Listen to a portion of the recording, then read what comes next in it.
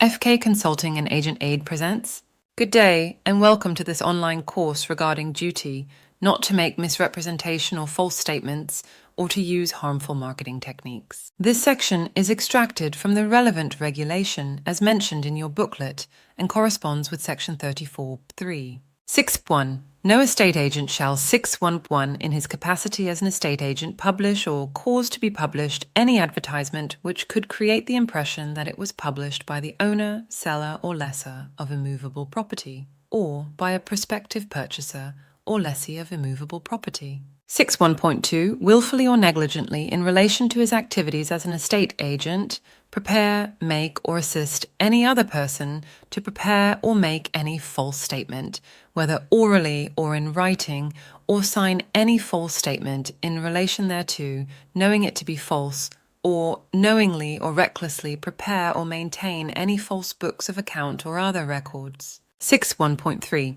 Claim to be an expert or to have specialized knowledge in respect of any service, if, in fact, he is not such an expert or does not have such special knowledge. 6.1.4.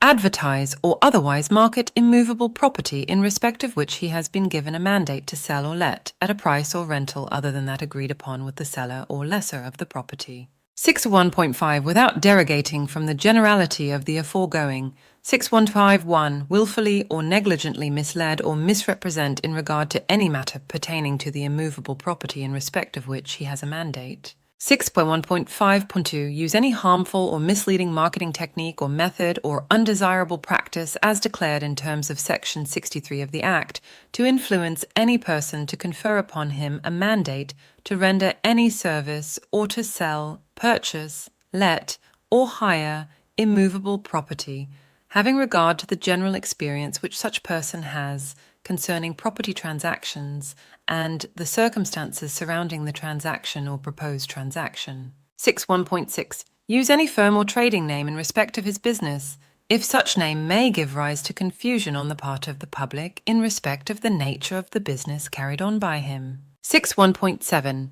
Inform a seller or purchaser or prospective seller or purchaser of immovable property in respect of which he has been given a mandate to sell or purchase that he has obtained an offer in respect of the property from a purchaser or seller, as the case may be, unless such offer. 6.1.7.1 is in writing. 6.1.7.2 has been signed by the offerer in manuscript, albeit that the offer was subsequently electronically transmitted to the estate agent. 6.1.7.3 is, to the knowledge of the estate agent concerned, a bona fide offer. 6.1.8 affix any board or notice to immovable property indicating that such property is for sale or hire or has been sold or let, unless 6.1.81 the seller or lessor, as the case may be, has given his consent to do so. 6.1.822 the estate agent concerned in fact has a mandate to sell or let the property, or in fact has sold or let the property, as the case may be.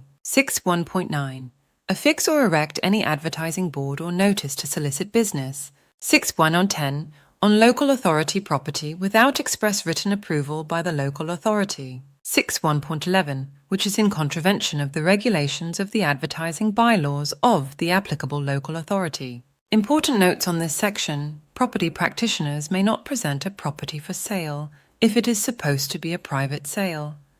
If you do not have a mandate that enlists your services as a property practitioner in regard to a property, you may not market such property. Property practitioners may not commit fraud.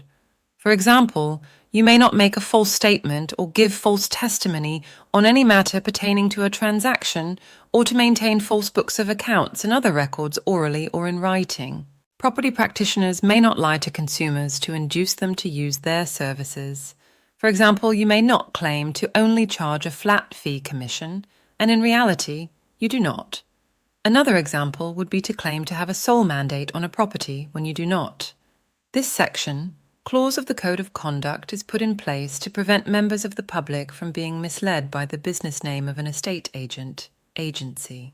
Property practitioners should avoid any misrepresentations concerning the level of expertise in respect of the estate agent services they are able to render. Offers to buy or let a property may only be presented if it is in writing, signed, and a bona fide offer. For example, if a buyer claims in conversation that they would like to buy a property, but they are not willing to put it in writing, you cannot present this offer to the seller. No for sale or for lease boards may be affixed without a mandate and consent. You may not put up a for sale board on a property if you do not have a mandate to market such property or without the prior written consent to put up such board. All marketing boards must adhere to local bylaws. For example, you may not put up an area agent board if you do not have permission to do so from your local municipality. This online learning experience was delivered to you by ETD College. Thank you for attending. We will see you in the next lesson.